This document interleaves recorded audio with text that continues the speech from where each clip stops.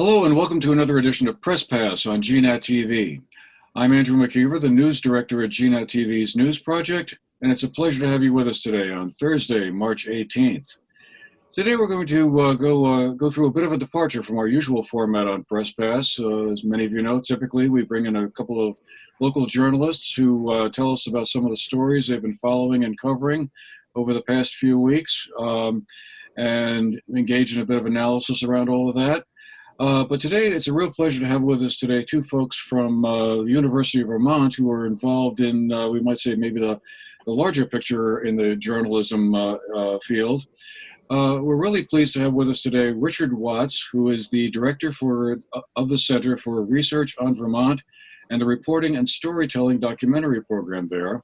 It's a relatively new course program underway at the University of Vermont, which attempts to teach and expose undergraduate students to journalism and news writing. Also great to have with us today Julia Bailey-Wells, who is one of the students who recently graduated from the program and now serves as the digital editor for the Community News Service, which is a student-powered team of reporters focused on local and hyper-local, providing stories and videos to newspapers across Vermont. And that's coordinated through the new reporting and documentary storytelling program at UVM.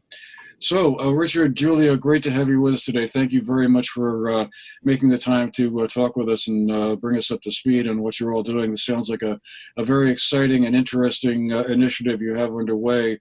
I guess just to get us started, Richard, can you tell us a little bit about the Center for Research on Vermont and what led you to create the program on storytelling and journalism? Well, thanks, Andrew. It's a delight to be here. You and I have been corresponding for a while, so we're honored that you invited us to be on your show. I love the title, Press Pass. We have entree to everything.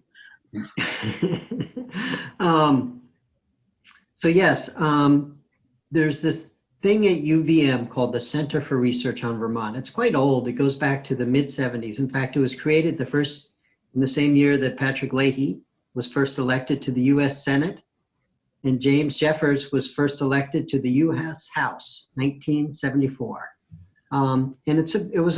It's about bringing attention to research and original work that happens here in Vermont and how that work can inform local decision-making, but also sometimes there's things happening in Vermont that have much broader impacts.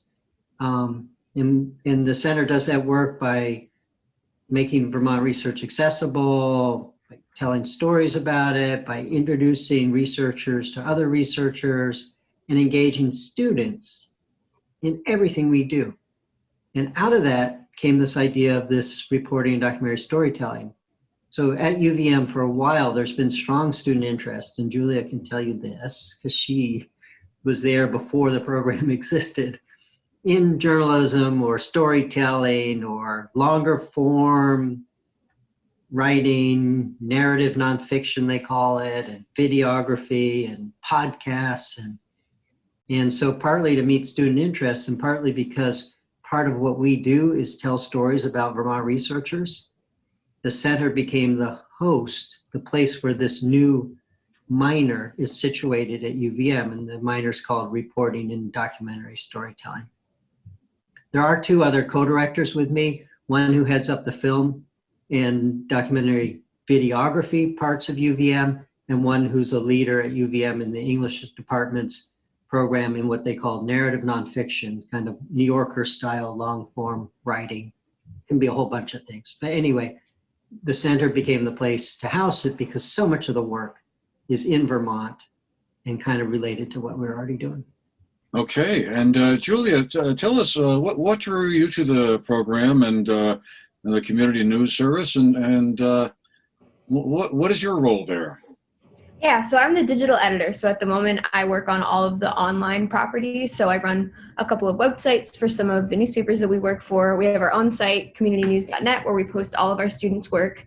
And then I have a couple of students that work with me on both the websites and on some digital newsletters that we've contributed to newspapers as a supplement to their print coverage. And I started actually in the first summer of the program. I actually had applied for just a general journalism internship with Richard, and I thought I'd be working for a newspaper directly. And I met with him and he said, wouldn't you like to try this new thing I've thought of? And we talked through this idea of having a couple of students that were working through the university to subsidize their work so that newspapers that are already very resource strapped can have interns without having to have the cost burden, which is really the biggest barrier, I think, for a lot of these papers, and having young students or young journalists generally on their staffs. So I actually started writing at the university for Headwaters Magazine, which is the university's environmental publication, but that's more long-form sort of feature-y, almost academic work in some cases, and I was interested in trying a little bit more of a traditional news style position, which is why I had applied in the first place. And I was very excited by the idea when Richard talked to me about it. So yeah, I think there were 5 or maybe 6 of us the first summer. It was a much smaller group. We have something like 30 journalists now. So it's really grown pretty exponentially since then. Wow, that's impressive. That certainly is the opposite of the trend we're seeing in a lot of newspapers where staff is shrinking. Yeah. And I suppose that was probably part of the reason why the whole service got started in the first place. I gather from studying your website that there was concerns about news deserts, as they're called, where communities were losing coverage of local news, and papers were closed, staffs were shrinking. Do you see that trend just continuing on relentlessly and remorselessly forever until the shape of modern news coverage is just going to be very different from what we're used to? I think it's sort of more of a pivot than, obviously we're seeing a dip now, but even in the last couple of weeks we've been posting jobs for our students that are graduating, looking at newspapers that maybe wouldn't have been hiring something like a year or 2 ago, have been like reinvigorated by sort of resurgence, sort of moving out of COVID-19, we'll see. But we're seeing a little bit of a resurgence and just a pivot to, I think, digital media rather than print media, which is challenging because in Vermont specifically, it's such an aging population. A lot of the news readership is much older. But at the same time, we're seeing a lot more interest in online work, data journalism, visual journalism, these sort of more online forms of media and news reporting that I think young people specifically are learning in schools and in programs like ours, and are prepared to work in. It's just sort of a slow transition, I think, for a lot of newspapers towards that, because people are really like emotionally attached to the print model, which makes sense. You can understand, you like holding the paper in your hands. So I think it's sort of a slow transition for that reason, but I don't know, it's hard to say. What do you think, Richard?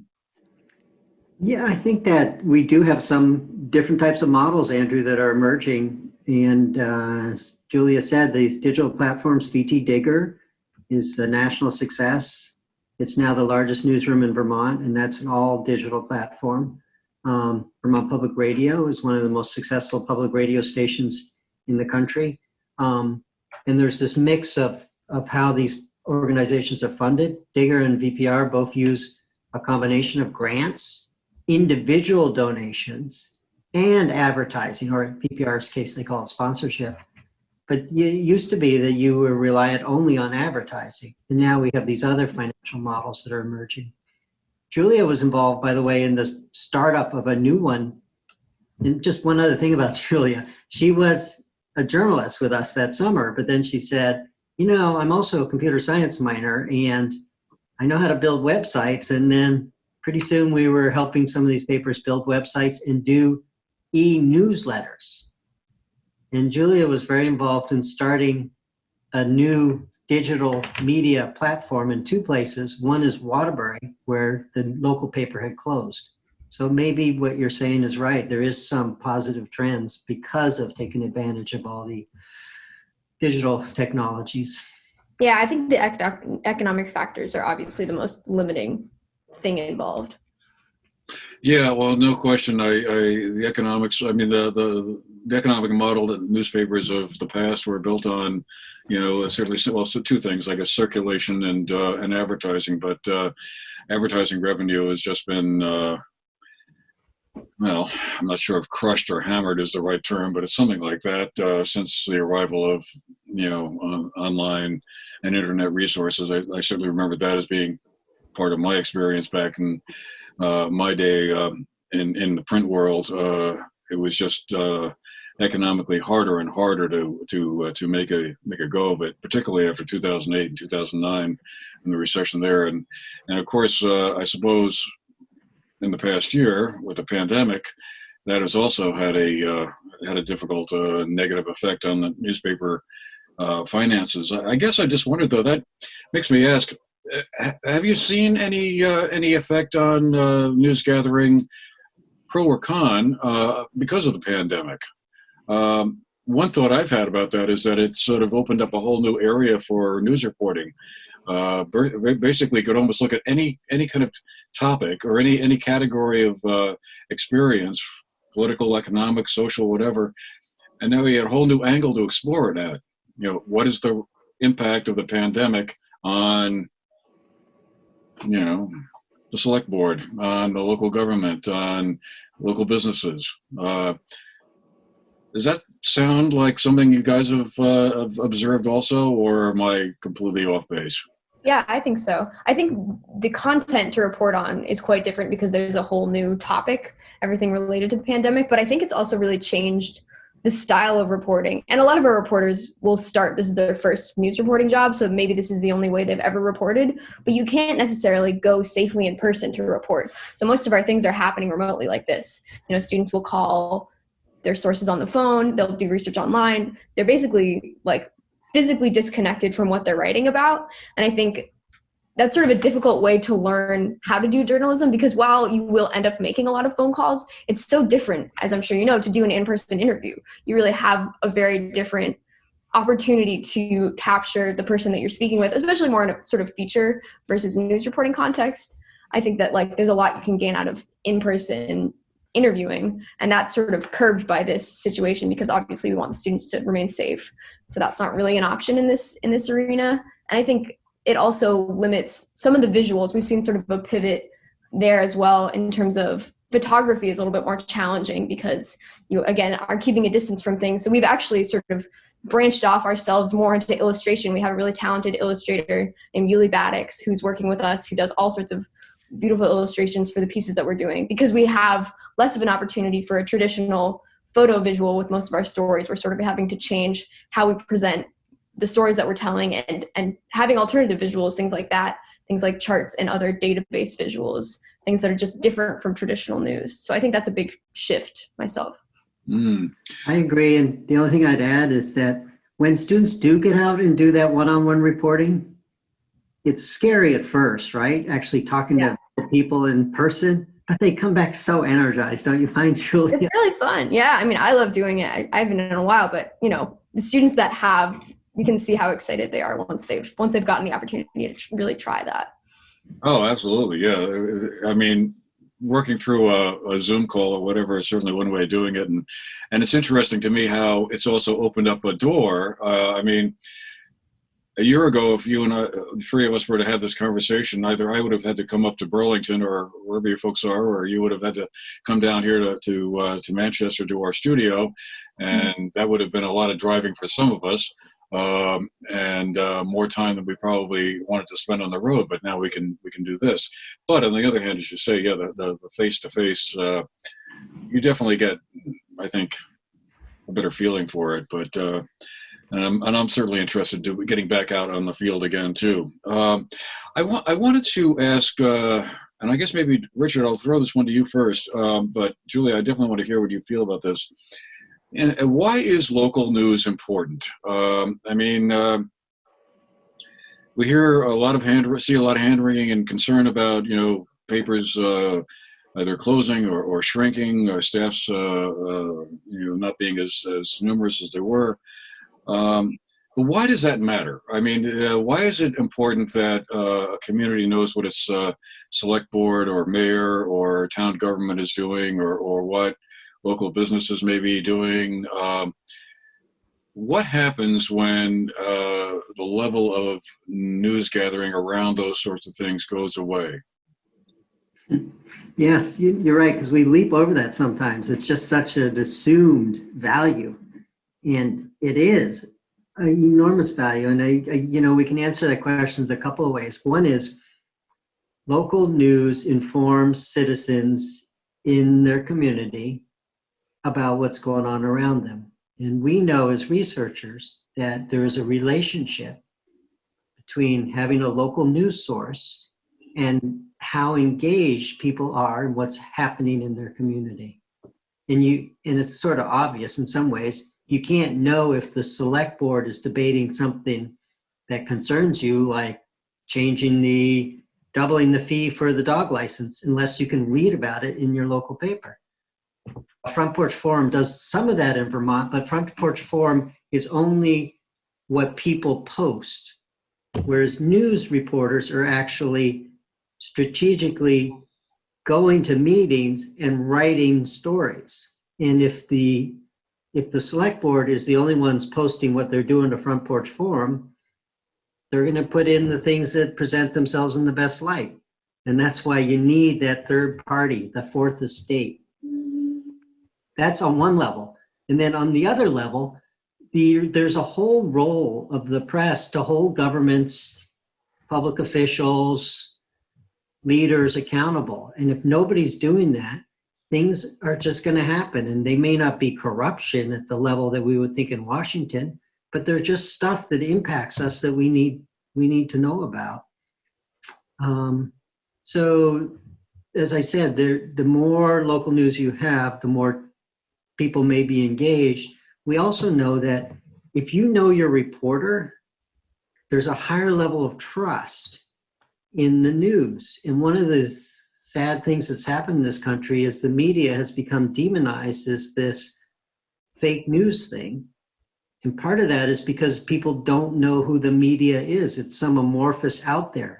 But when you know your local reporter, when it's Andrew at the Banner, you know that it's like anyway, those are a couple of reasons that I think about it as important. And I think for us doing this work, engaging students, there's a whole nother factor that's so great, and that is that our students are learning about Vermont communities. So they're covering places that we, at UVM, students, most of our students now are from outside of Vermont, and most of them are kind of in the Burlington bubble. But when they have to cover Huntington and Bradford and Hardwick and Randolph, they're starting to learn about the other parts of Vermont, and that's just really important.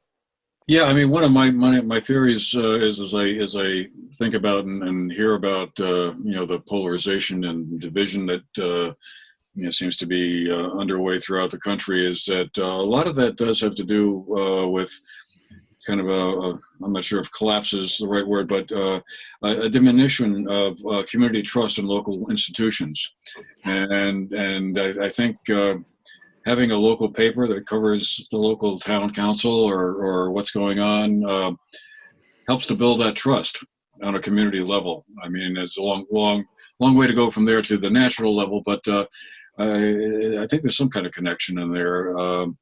And I guess, which leads me to my next question, is do you see social media as replacing all of that in a positive way or a negative way or somewhere in between? Because it seems like the local paper for a lot of communities is Facebook. Well, they can answer that because she can tell you about her Facebook use. Well, I'm not on Facebook at all, so I don't know. I think that social media has emerged as another form of news distribution, but I don't see it as a source myself. I think like Waterbury Roundabout, for example, is this new publication that I and Lisa Scalodi have worked on in Waterbury, and Lisa uses Facebook really often for the publication because a lot of residents are on there. And I think there's like a very specific age bracket. I don't actually know this for sure, but I would sort of postulate that there's like a middle-aged segment of people that are the most commonly on Facebook, mostly in these Vermont towns.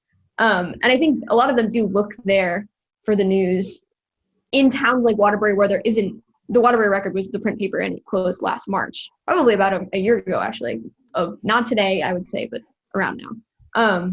But yeah, I think that like, it's less of it's more of an arena for forum, but I think at the same time, it's not necessarily, like I wouldn't recommend it as a new way for us to distribute news, just because it's a very different sort of, I don't know, a different format than print or even online news. Although I suppose like there's something to be said for people being able to comment and say, this is what I think about what you're writing. I think that is really important.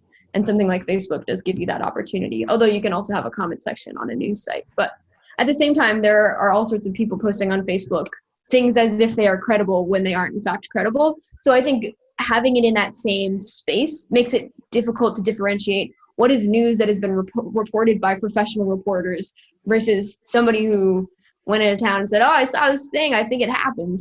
And it's not even really fact checked, or there's no way to confirm that it's something that is accurate.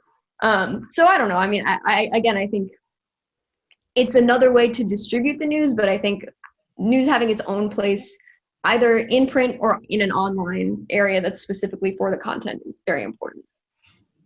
Where do you think most folks of your generation nowadays get their news from? Is it from social media sources of one sort or another, or traditional news sources, or speaking to one of my daughters, I get the impression that podcasts are a big part of the way that she learns about what's going on. And being an avid listener of podcasts myself, I certainly get it. But I guess what is your sense of that?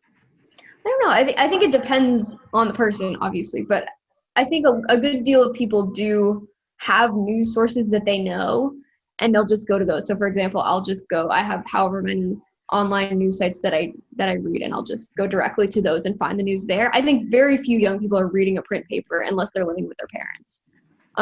But I think it really depends on how engaged you are in the news already. And I think that people that are interested in that and are sort of junkies in that way will go looking for it, and other folks will probably find it and stumble across it on Twitter, or on, probably not Instagram, but Twitter or Facebook, I think. Although I think Facebook has sort of pivoted again to like an older group of people than 20-something-year-old folks.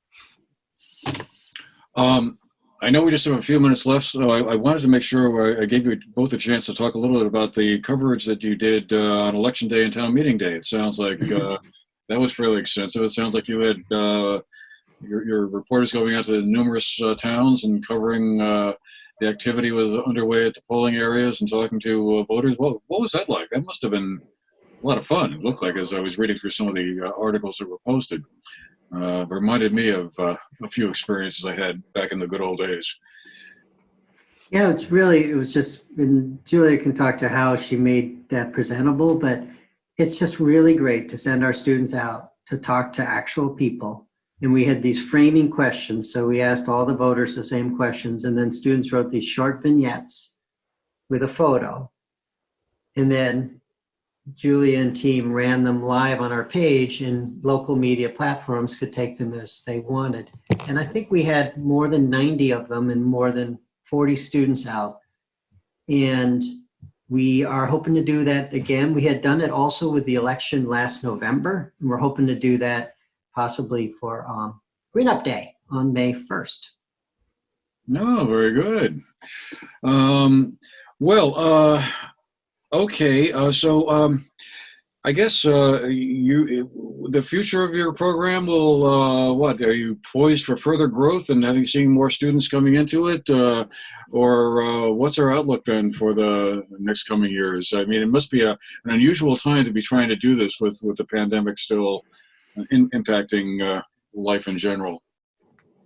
Yeah, I mean, we're hoping to have not as many students as possible because we have to sort of stay within our own editorial bounds, but I think we would love to have more students in the future. We're also partnering with additional colleges.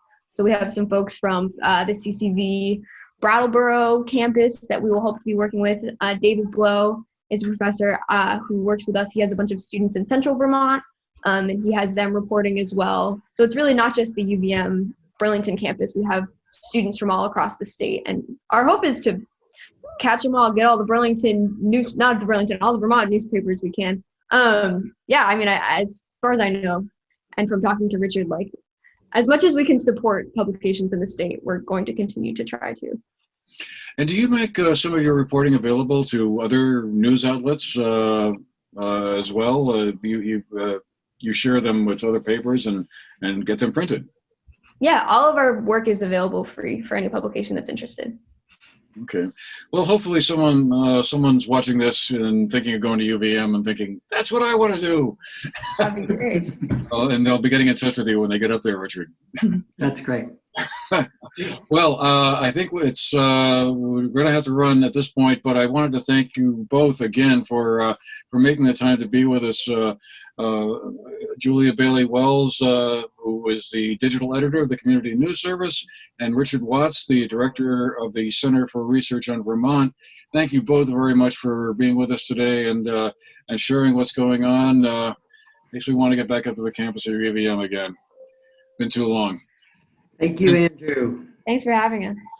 My pleasure, and thanks to all of you for being with us today. Hope you've enjoyed the program, and we'll see you again the next time. Have a great day.